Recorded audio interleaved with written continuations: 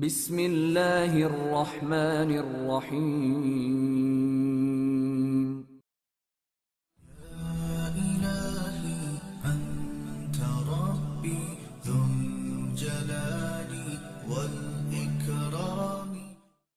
نواب حیدر علی کو بندرگاہ منگلور کے انتظامات میں تقریباً 2 ماہ لگ گئے۔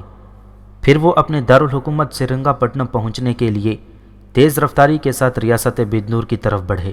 والی میسور کی تباہی کا منصوبہ مکمل ہو چکا تھا۔ مہابدی کے جاسوس سپاہی ریاست کی سرحدوں سے نکل کر حیدر علی کے لشکر کا انتظار کر رہے تھے، مگر انہیں اس بات کا پتہ نہیں تھا کہ محل کے خفیہ اجلاس میں شریک ہونے والا برہمن پنڈت دینا ناتھ ریاست کی آخری سرحد سے بھی کئی میل آگے جا چکا تھا۔ پنڈت دینا ناتھ انتہائی عالم و فاضل، اپنی قوم کا ہمدرد اور با کردار برہمن تھا۔ راجہ بجنور کے مرنے کے بعد جب رانی درگاوتی اور گیانی رام کے تعلقات کی خبریں عام ہوئیں اور رعایا پر نئے نئے ملازم ڈھائے جانے لگے، تو یہ دینا ناتھ ہی تھا جس نے دبے دبے لفظوں میں رانی کی بدکاریوں کے خلاف سب سے پہلے آواز اٹھائی تھی۔ رانی نے تنبیہ کے طور پر پنڈت کا منہ کالا کر کے گلی گلی پھرایا تھا۔ اس کے بعد دینا ناتھ کے 15 سالہ لڑکے کو سپاہیوں نے اس قدر زود و کوب کیا کہ وہ مرتے مرتے بچا۔ آخر اپنی اولاد اور گھر والوں کی زندگی خطرے میں دیکھ کر پنڈت نے رانی درگاوتی سے معافی مانگ لی اور یہ عہد کیا تھا کہ وہ آئندہ اس کے خلاف لب کشائی نہیں کرے گا۔ بظاہر دینا ناتھ کے ہونٹوں پر جبر کی مہر لگ گئی تھی، مگر اس کے سینے میں نفرتوں کا جوالا مکھی پرورش پا رہا تھا۔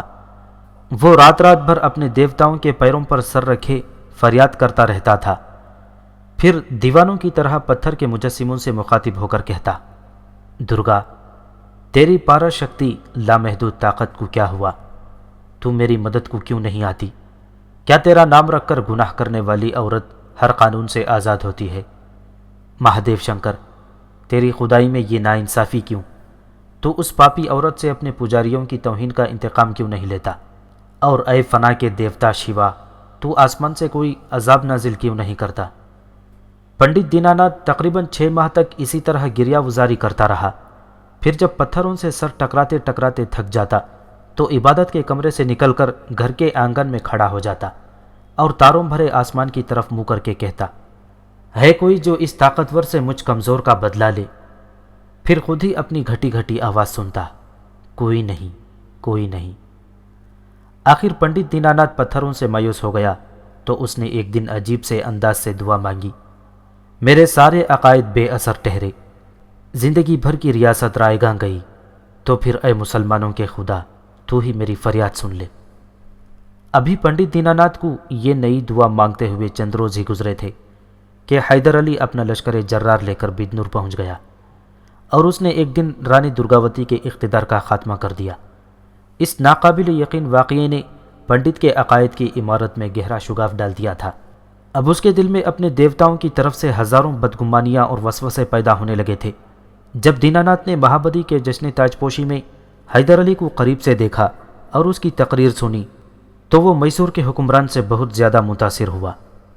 پنڈت حیدر علی سے مل کر اپنی اس ذہنی کشمکش کا ذکر کرنا چاہتا تھا، مگر ایک بے اثر شخصیت ہونے کے باعث وہ نواب کی بارگاہ میں رسائی حاصل نہ کر سکا، یہاں تک کہ مختصر سے قیام کے بعد حیدر علی منگلور کی طرف چلا گیا اور دینا ناتھ اپنے دل میں ایک نامعلوم سی خلش کو دبائے ہوئے اداس اداس رہنے لگا۔ پھر جیسے ہی رانی درگاوتی نے حیدر علی کو قتل کرنے کا منصوبہ بنایا تو دینا ناتھ پر وحشت سی طاری ہو گئی۔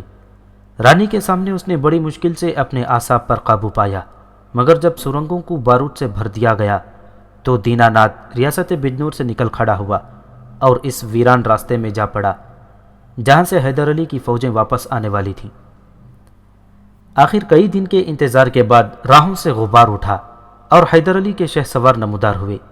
پنڈت دینا ناتھ والی میسور کے سپاہیوں کو دیکھ کر چیخنے لگا، ٹھہر جاؤ، ٹھہر جاؤ، آگے خطرہ ہے، بہت بڑا خطرہ، مجھے نواب بہادر کے پاس لے چلو۔ اگلے دستے کے سپاہیوں نے فوراً ہی گھوڑوں کی لگامیں کھینچ لی اور خطرے کے بگل بجائے جانے لگے۔ آگے بڑھتے ہوئے فوجی اپنی اپنی جگہ ٹھہر گئے۔ حیدر علی لشکر کے قلب میں تھا اور بڑی حیرت سے بگل کی آوازیں سن رہا تھا۔ کیا ہوا؟ والی میسور نے اپنے سپہ سالار میر علی رضا خان سے پوچھا۔ نواب بہادر کی طرح میں بھی صورتحال سے بے خبر ہوں، یقیناً کوئی خاص واقعہ پیش آیا ہے۔ یہ کہہ کر میر علی رضا خان نے اپنے گھوڑے کو ایڑ لگا دی اور شاہراہ کے کنارے سے نکل کر فوج کے اگلے دستے تک پہنچ گیا۔ چند سپاہی دیناناتھ کو اپنے ہمراہ لے کر حیدر علی کی طرف آ رہے تھے۔ پھر جب پنڈت نے سازش کا تفصیلی حال سنایا تو حیدر علی سناٹے میں آ گیا۔ تو دوستوں کے درمیان تفرقہ تو نہیں ڈال رہا ہے پنڈت؟ والی میسور کا لہجہ غضبناک تھا۔ اگر ایسا ہوا تو تیری ساری زندگی ایک عذاب بن کر رہ جائے گی۔ مجھ جیسے لاکھوں انسان آپ پر قربان۔ دیناناتھ کے لہجے میں بڑی عقیدت تھی۔ اگر میں سچا نہ ہوتا تو اپنی زندگی خطرے میں ڈال کر یہاں کیوں آتا؟ تو خود بھی ہندو ہے اور ہندو ریاست کا ایک انتہائی قیمتی راز میرے ہاتھ فروخت کر رہا ہے۔ آخر کس امید پر؟ حیدر علی کی آواز بدستور تلخ تھی۔ میں کون ہوں اس پر غور کرنے کا وقت نہیں ہے نواب بہادر۔ دیناناتھ کے لہجے میں عاجزی تھی، التجا تھی۔ آپ اپنی خبر لیجئے۔ حیدر علی کچھ دیر تک پنڈت کے چہرے کے تاثرات اور لہجے کی بے ساختگی پر غور کرتا رہا۔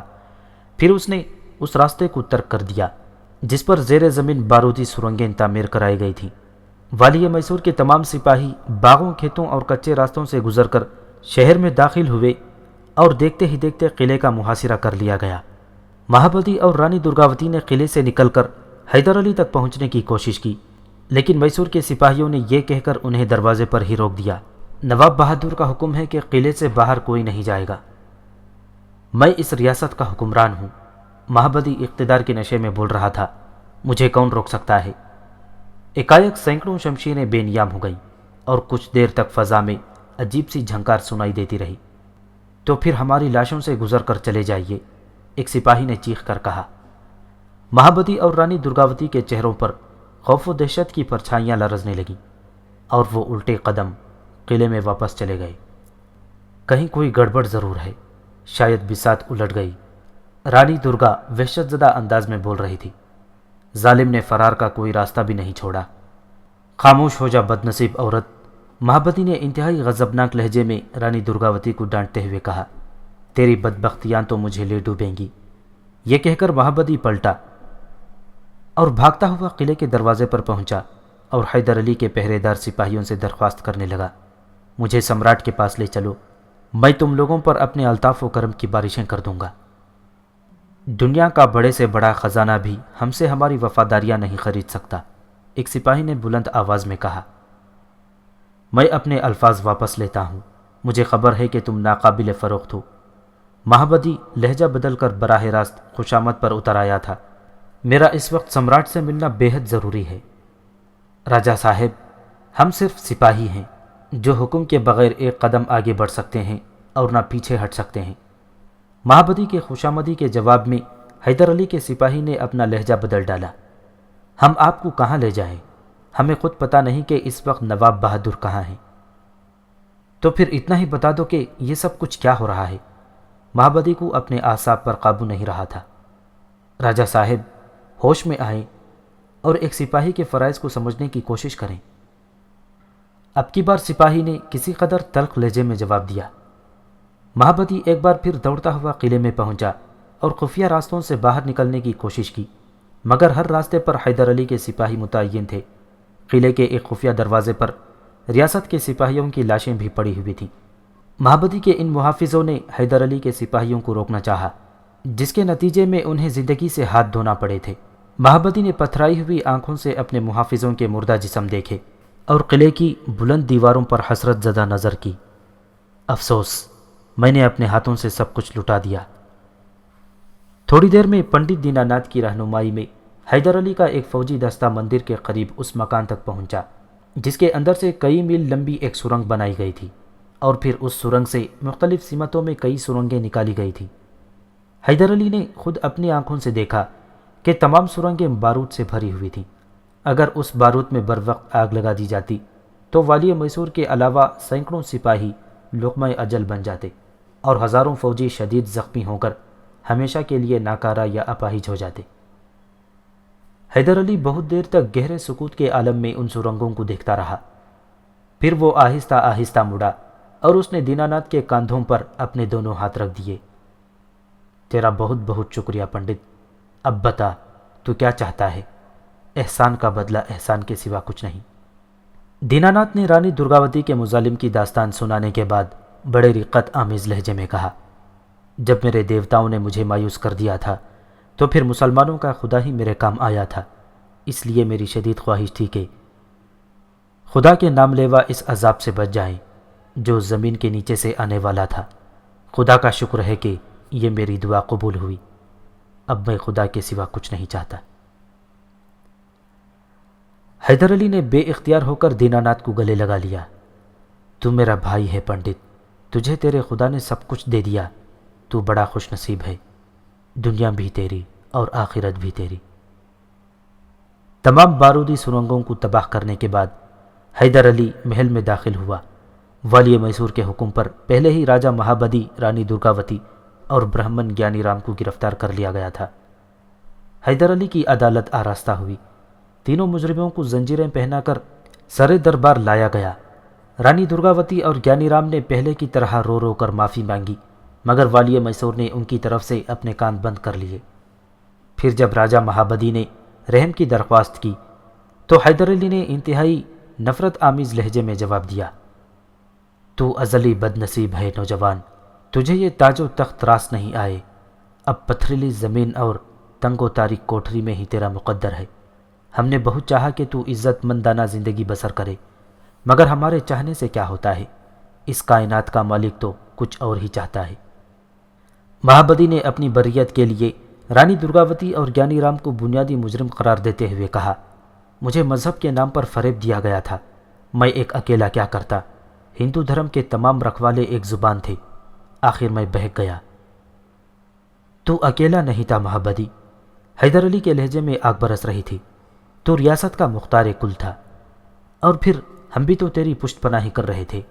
اپنے نقش قباست کو مجبوری کا نام دیتا ہے، ہم نے ہی تجھے تاج پہنایا اور تو نے ہماری ہی قبر کھودنے کے انتظامات کیے، تو احسان فراموش ہے اور ناقابل اعتبار ہے۔ مہابدی بہت رویا، گڑ گڑایا، مگر والی میسور نے اس کی ایک نہیں سنی۔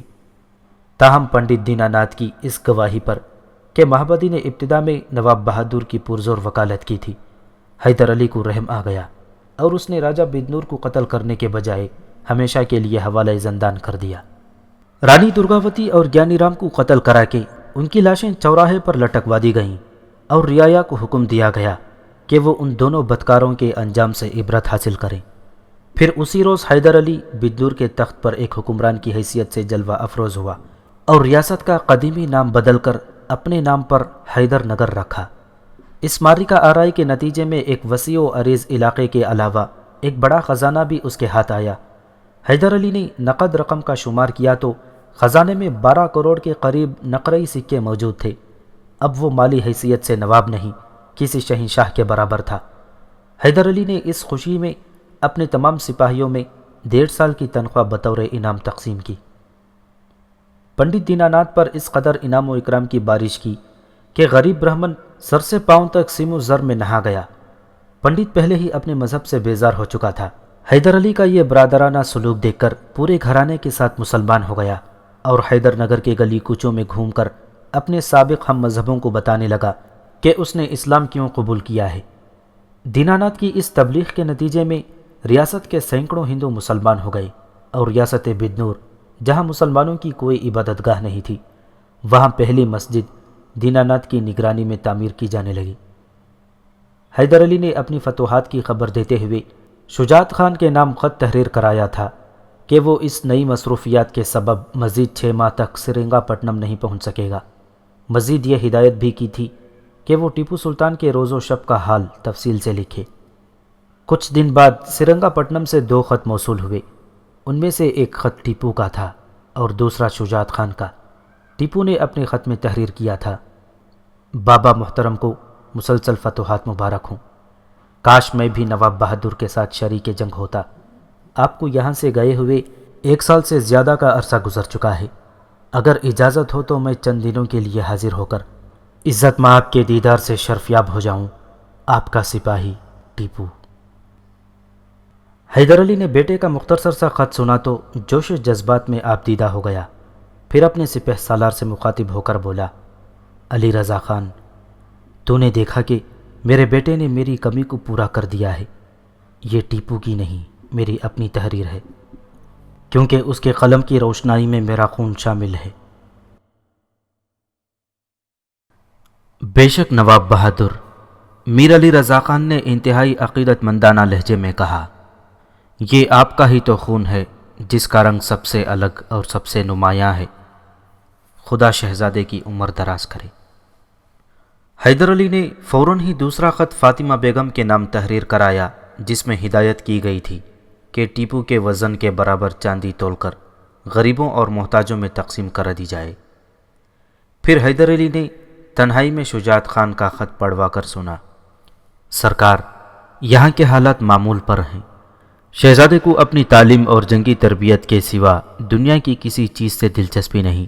اب میں اس نتیجے پر پہنچ چکا ہوں کہ شہزادے کے دل میں سریتا دیوی کے لیے کوئی خاص جذبہ موجود نہیں۔ اس رات کے بعد سے برہمن زادی نے شہزادے کی خلوت کا رخ نہیں کیا، بس دور ہی سے ولی عہد سلطنت کو دیکھ لیتی ہے اور چپ چاپ اپنے گھر کی طرف چلی جاتی ہے۔ بظاہر اس طوفان کا زور ٹوٹ چکا ہے، مگر سریتا کے چہرے کی زردی بتاتی ہے کہ وہ طوفان اس کی روح کی گہرائیوں میں اتر چکا ہے اور اندر ہی اندر دل کی دیواروں کو مسمار کر رہا ہے۔ ویسے یہ بات بڑی عجیب ہے کہ گزشتہ 1 سال سے سریتا سید صاحب کی درسگاہ میں اس وقت حاضری دیتی ہے جب شہزادے وہاں موجود نہیں ہوتے۔ میں نے ایک بار اس سے پوچھا تو اس نے بتایا کہ وہ سید صاحب سے فارسی زبان سیکھ رہی ہے۔ مجبوراً مجھے سریتا پر اعتبار کرنا پڑا۔ اب میرے اندر اتنی جرأت تو نہیں کہ سید صاحب کی بارگاہ میں حاضری دوں اور ان سے سوال کروں کہ برہمن زادی یہاں کیوں آتی ہے۔ شجاعت خان کا خط پڑھ کر حیدر علی سناٹے میں آ گیا۔ نواب حیدر علی کو شجاعت خان کی اس اطلاع نے پریشان کر دیا تھا کہ سریتا دیوی باقاعدگی کے ساتھ سید اکرم بخاری کی درسگاہ میں حاضری دیتی ہے۔ اس سلسلے میں شجاعت خان کا اعتراف بھی بجا تھا کہ وہ سریتا دیوی کے حوالے سے سید صاحب سے باز پرس کرنے کی ہمت نہیں رکھتا۔ خود حیدر علی میں بھی اتنی جرأت نہیں تھی کہ وہ سید صاحب سے اس قسم کا سوال کر سکتا۔ والی میسور کئی دن تک اس نازک مسئلے پر غور کرتا رہا کہ آخر برہمن زادی نے سید صاحب کی بارگاہ کا رخ کیوں اختیار کیا ہے۔ حیدر علی کے ذہن میں سریتا کی اس حرکت کا بس ایک ہی مفہوم تھا کہ وہ کسی نہ کسی طرح ٹیپو سلطان کی قربت حاصل کرنا چاہتی ہے، مگر شجاعت خان کی فراہم کردہ اطلاع اس کے برخلاف تھی۔ حیدر علی نے کئی بار اپنے معتمد خاص کا خط پڑھا۔ شجاعت خان نے واضح الفاظ میں تحریر کیا تھا کہ سریتا دیوی سید صاحب سے فارسی زبان سیکھ رہی ہے اور وہ اسی وقت درسگاہ میں داخل ہوتی ہے جب ٹیپو سلطان رخصت ہو کر فوجی چھاونی میں چلا جاتا ہے۔ حیدر علی کی مادری زبان فارسی تھی۔ اس کے علاوہ نواب کو جنوبی ہند کی دوسری زبانوں دکنی، اردو، کنڑ، تامل، مراٹھی اور تیلگو زبانوں پر بھی عبور حاصل تھا۔ وہ ان تمام زبانوں میں بڑی روانی کے ساتھ بات چیت ہی نہیں، طویل تقریریں بھی کر سکتا تھا۔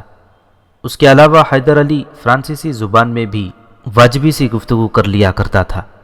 اس کی فوج میں فرانسیسی سپاہیوں کا بھی ایک الگ دستہ شامل تھا اور اسی وجہ سے نواب کو اس غیر ملکی زبان سے بھی تھوڑی بہت واقفیت حاصل ہو گئی تھی۔ کنڑ زبان کو سرکاری اور عوامی زبان کا درجہ حاصل تھا، مگر جب حیدر علی نے ریاست میسور کی انان حکومت سنبھالی تو دیگر احکامات کے ساتھ یہ حکم بھی جاری کیا گیا کہ عوام بھی فارسی زبان سیکھنے کی کوشش کریں۔ اسی حکم کے تحت بہت سے ہندو بھی فارسی زبان سیکھنے میں مصروف ہو گئے۔ سریتا دیوی نے بھی اسی سرکاری حکم کو بنیاد بنا کر پنڈت موہن داس سے اپنی خواہش کا اظہار کیا تھا کہ وہ سید اکرم بخاری سے فارسی زبان سیکھنا چاہتی ہے۔ شروع میں پنڈت کو اس کی اس خواہش پر بڑی حیرت ہوئی تھی، مگر جب سریتا نے یہ دلیل پیش کی کہ وہ اپنے علم میں اضافہ کرنا چاہتی ہے تو موہن داس نے بہت غور و فکر کے بعد اسے اجازت دے دی اور ایک دن خود سریتا دیوی کو لے کر سید صاحب کی خدمت میں حاضر ہوا۔ سید صاحب نے کسی تکلف کے بغیر انکار کر دیا۔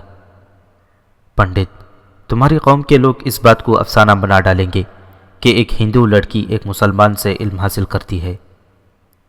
میں اپنی قوم سے پہلے بھی خوفزدہ نہیں ہوا اور آج بھی مجھے اس کی پرواہ نہیں۔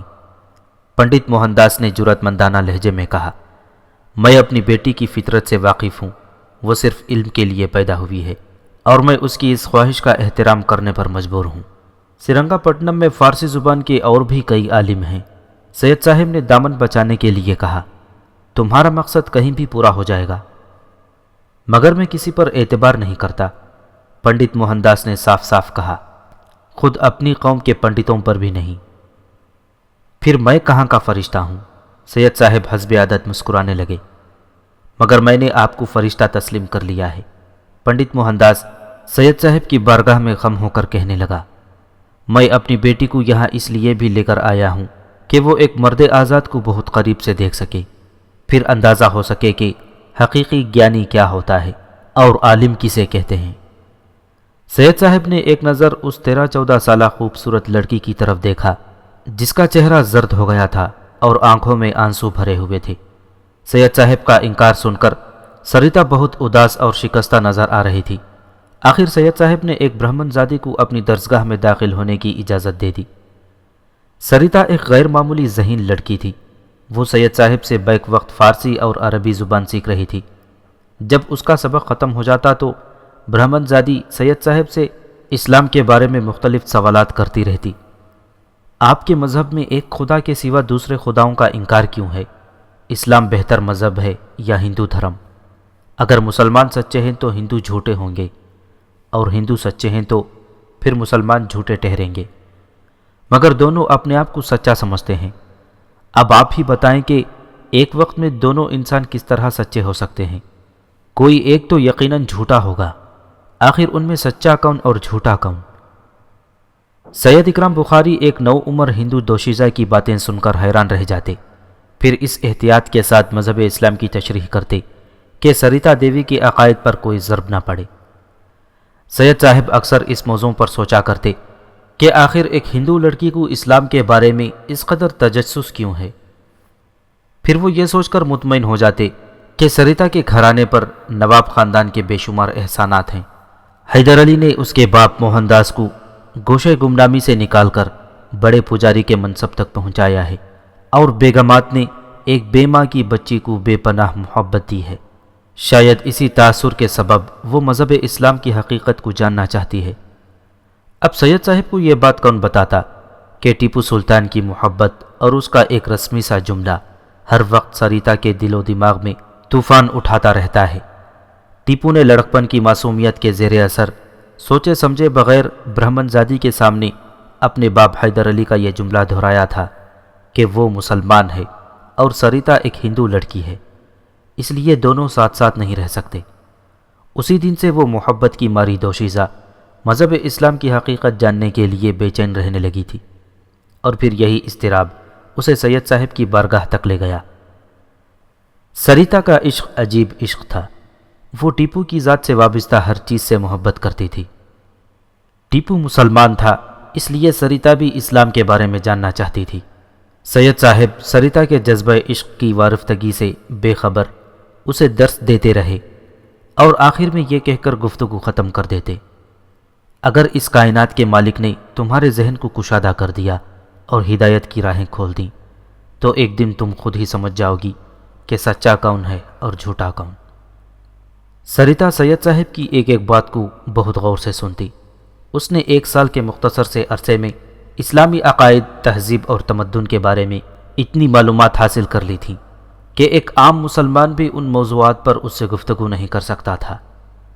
حیدر علی محض اپنے شک کی بنیاد پر اس راز تک پہنچ گیا تھا کہ سریتا نے ٹیپو ہی کی وجہ سے سید اکرام بخاری تک رسائی حاصل کی تھی، مگر شجاعت خان کی ارسال کرتا اطلاعات کے باعث اس کا شبہ حقیقت کا رنگ اختیار نہ کر سکا، اور وہ مطمئن ہو کر حکومت کے کاموں میں مصروف ہو گیا۔ تاہم اس نے مزید احتیاط اور پیش بندی کے طور پر شجاعت خان کے خط کا جواب دیتے ہوئے لکھا، حیدر نگر کے انتظامات کے سلسلے میں ابھی یہاں میرا قیام بہت ضروری ہے۔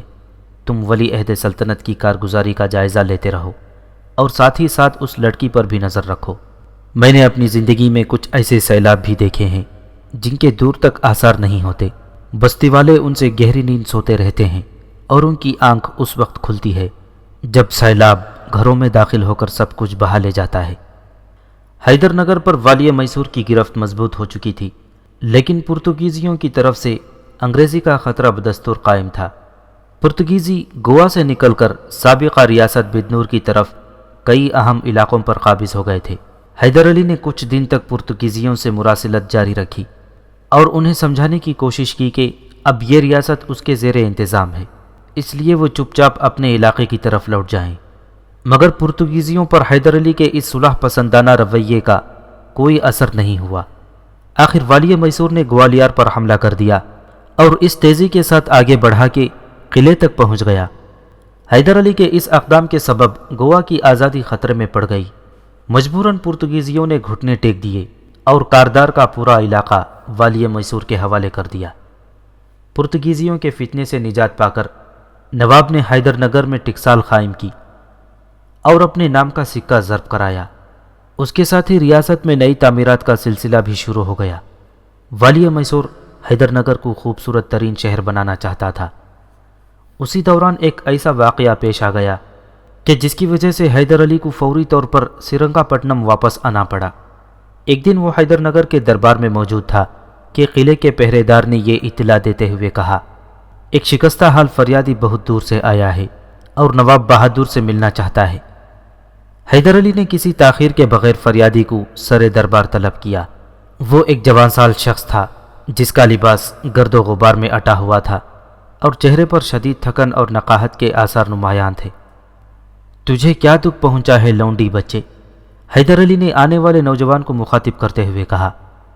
نواب حیدر علی کا یہ خاص طرز کلام تھا کہ وہ جب بھی کسی کو آواز دیتا تو لونڈی بچہ کہہ کر پکارتا۔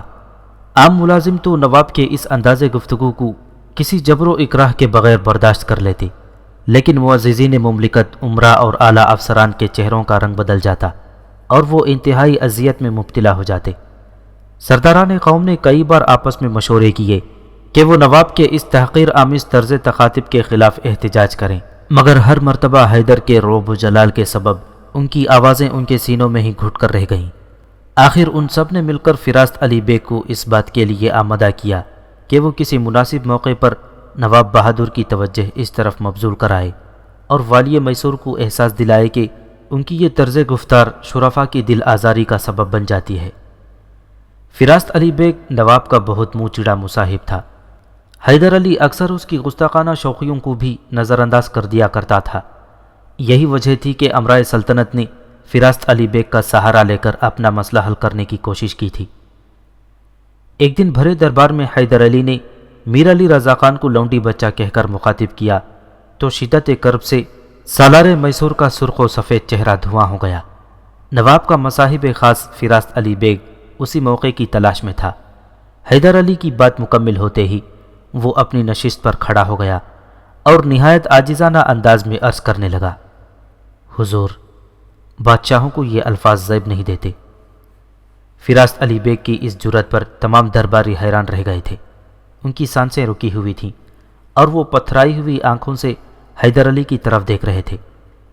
اہل دربار کا خیال تھا کہ نواب کی آتش جلال بھڑک اٹھے گی اور فراست علی بیگ ہمیشہ کے لیے معطوب قرار دے دیا جائے گا، مگر اس وقت حاضرین کی حیرت کی کوئی انتہا نہ رہی جب حیدر علی مسکراتے ہوئے بڑے شگفتہ انداز میں اپنے مصاحب خاص سے کہنے لگا، تو مجھ سے کس بات کی شکایت کر رہا ہے لونڈی بچے؟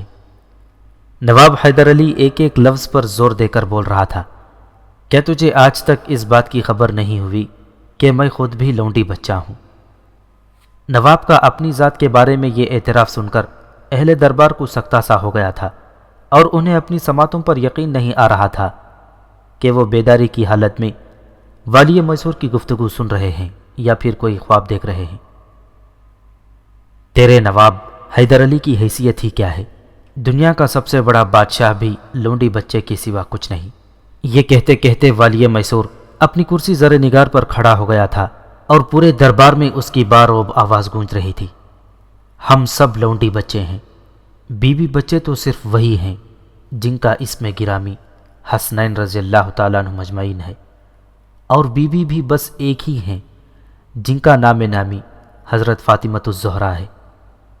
جوش عقیدت میں نواب کا سر جھک گیا تھا اور آنکھوں سے آنسو جاری ہو گئے تھے۔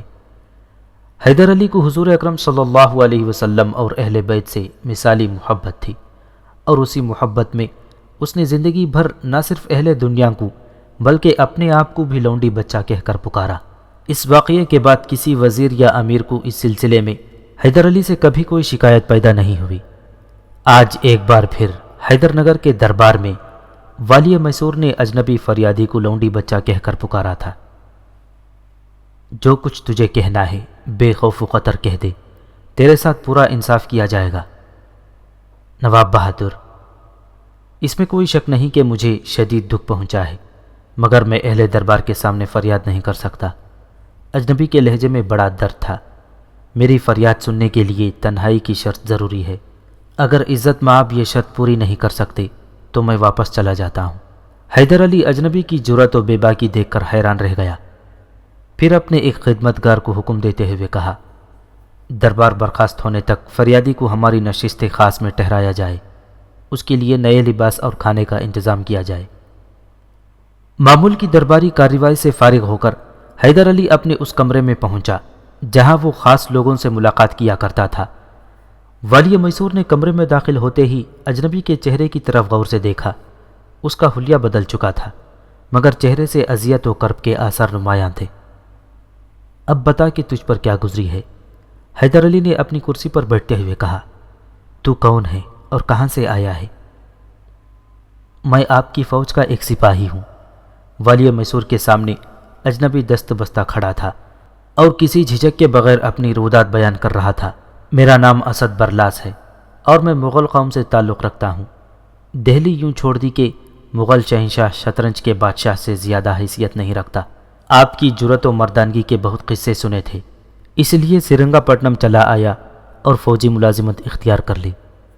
سوچا تھا کہ آپ ہندوستان میں اسلام کی عظمت رفتہ کو واپس لے آئیں گے، اسی لیے آپ کے ہاتھ پر بیعت کرتے ہوئے وفاداری اور جانثاری کا حلف اٹھایا۔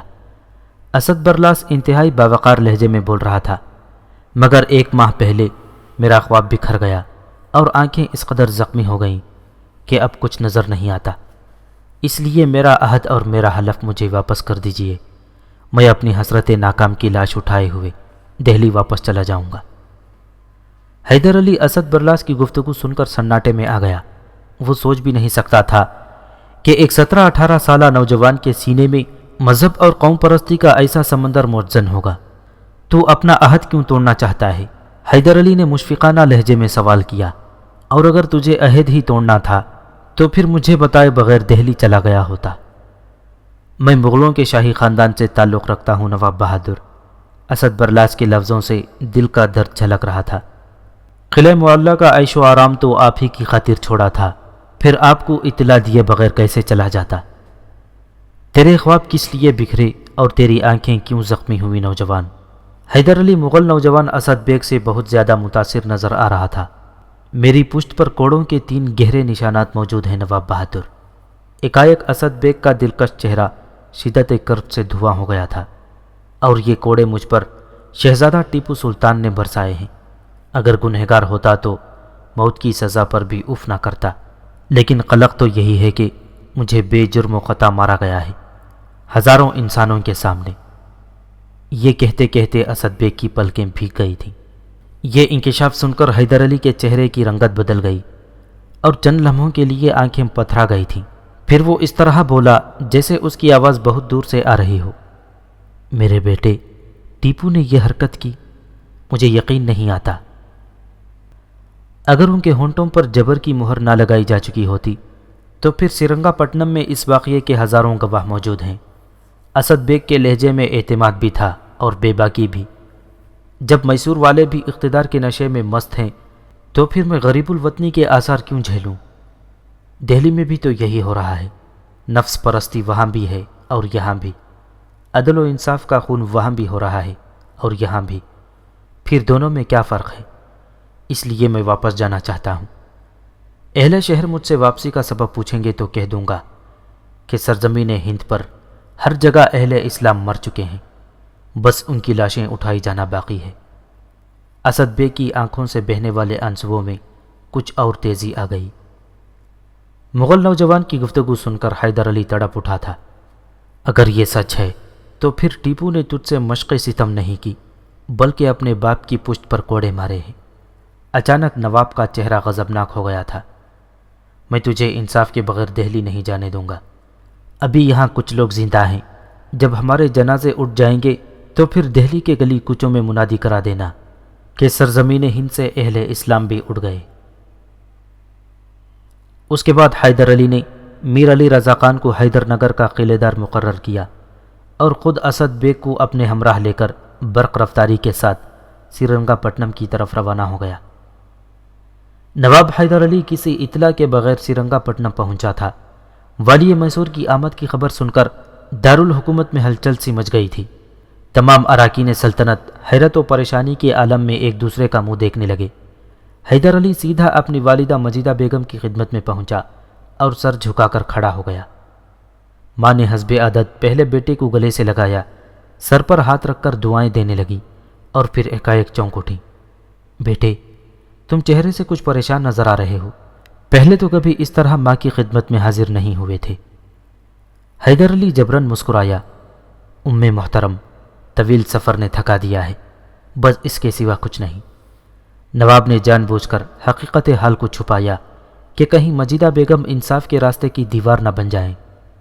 حیدر علی کبھی اپنی ماں کا حکم نہیں ٹالتا تھا، اس لیے اسے اندیشہ تھا کہ کہیں مجیدہ بیگم ٹیپو کی محبت میں مجبور ہو کر اس کے ارادوں کو زنجیر نہ پہنا دے۔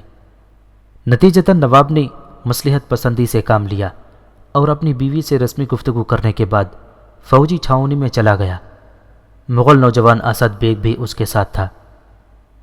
چھاؤنی میں زلزلہ سا آ گیا، نہ جشن فتح، نہ استقبالیہ، نہ کوئی اعلان، نہ کوئی جلوس۔ کیسی پراسرار آمد تھی۔ ہر سپاہی کی صورت ایک سوال بن کر رہ گئی تھی۔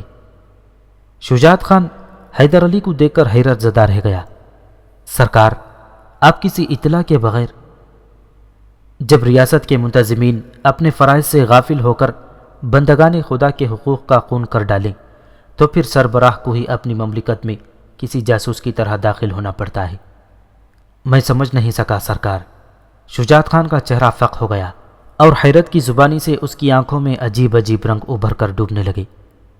چپ ہو جا لونڈی بچے، حیدر علی نے اپنے معتمد خاص کو ڈانٹتے ہوئے کہا۔ ٹیپو کو فوراً ہماری خدمت میں پیش کر۔ جب شجاعت خان اداس لہجے اور تھکے قدموں کے ساتھ والی میسور کے کمرے سے نکل کر جانے لگا تو حیدر علی نے پکار کر کہا، سید صاحب کی خدمت میں میرا سلام پیش کر دینا اور عرض کرنا کہ ایک خاص مقدمے میں ان کی گواہی درکار ہے۔ شجاعت خان نے گھبرا کر حیدر علی کی طرف دیکھا، مگر اسے دوسرے ہی لمحے اپنا زاویہ بدل دینا پڑا۔ والی میسور کے چہرے پر غیظ و غضب کی آگ بھڑک رہی تھی۔ شجاعت خان کے جاتے ہی حیدر علی نے اسد بیگ کو اپنے کمرے میں طلب کر لیا اور انتہائی نرم لہجے میں کہا، نوجوان، اب بتا کہ ٹیپو نے تیری پشت پر کوڑے کیوں مارے تھے؟ میں خود کو ایک اچھا شہ سوار سمجھتا ہوں، اس لیے سالانہ گھوڑ دوڑ کے مقابلے میں شریک ہوا تھا۔ اسد بیگ نے کسی جھجک کے بغیر کہا، میری شدید خواہش تھی کہ یہ مقابلہ جیتوں، مگر میسور کے شہزادے کو میری فتح گوارا نہیں تھی۔ جب میرا گھوڑا ٹیپو سلطان کے گھوڑے سے آگے نکلا تو ایک بیک ولی عہد سلطنت کے ہاتھ کو جنبش ہوئی، پھر گھوڑے کے جسم پر پڑنے والی چابک میری پشت پر برسنے لگا۔ میں نے 2 چابک برداشت کر لیے اور مقابلہ جاری رکھا، مگر تیسرے چابک نے میری پیٹھ پر تیسرا نشان بنا دیا تو میں نے اپنے گھوڑے کی لگامیں کھینچ لی اور مقابلے میں شریک ہونے والے شہ سواروں کی صف سے نکل کر میدان کے ایک گوشے میں چپ چاپ کھڑا ہو گیا۔ کچھ دیر تک مقابلہ جاری رہا، بالآخر ٹیپو سلطان فاتح قرار پائے۔ بلا شبہ وہ بہت اچھے شہ سوار ہیں، مگر میرے ہنر اور حوصلے کو زنجیر کیوں پہنائی گئی؟ کاش کھلی فضا میں امتحان ہوتا، مگر امتحان لینے والے سب کے سب جانبدار تھے۔ ساری دنیا شہزادے کو فتح کی مبارکباد دیتی رہی، لیکن کسی نے مجھ سے یہ نہیں پوچھا کہ تیری پشت خون سے رنگین کیوں ہے۔ بس اسی لمحے میرے خواب ریزہ ریزہ ہو گئے، پھر ان کے بہتے ہوئے لہو سے میری آنکھیں چپکنے لگیں اور سارے منظر دھواں ہو گئے۔ حیدر علی جو آفات و مصائب کے ہجوم میں مسکراتا رہتا تھا، اس وقت اس کے چہرے پر مجرمانہ اداسی پھیلی ہوئی تھی۔ وہ شدید اضطراب کے عالم میں ادھر ادھر ٹہل رہا تھا اور بار بار اس کی زبان سے ایک ہی جملہ ادا ہو رہا تھا، تیرا فیصلہ درست تھا نوجوان، کوئی بھی غیرت مند انسان اس فضا میں سانس نہیں لے سکتا، مگر میں تجھے اتنی بڑی بدگمانی کے ساتھ یہاں سے جانے نہیں دوں گا۔